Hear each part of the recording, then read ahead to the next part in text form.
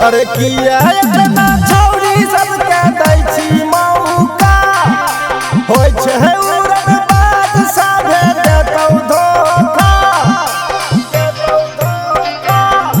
अरे किया इतना छौरी सबके दै छी मौका होय छै उड़न बाज साभे देतौ धोखा। बनतौ छिहत्तरतौ बाज बन रे रहे हमारा संग में रंगबाज बन रे रहे हमारा संग में रंगबाज बन रे। म्यूजिक बाय सुमन संजीवनी। रहे हमारा संग में रंगबाज बन रहे हमारा संग में रंगबाज बन।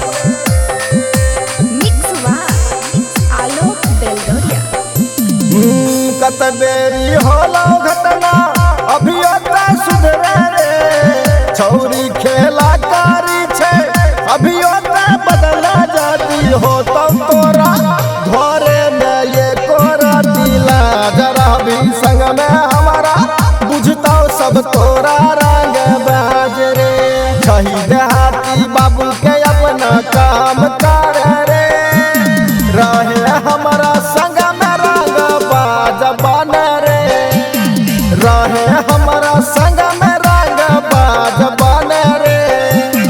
म्यूजिक बाय सुमन संजीवनी। रहे हमारा संग में रंगबाज बन रहे हमारा संग में रंगबाज बन। Mix by Alok Beldauriya.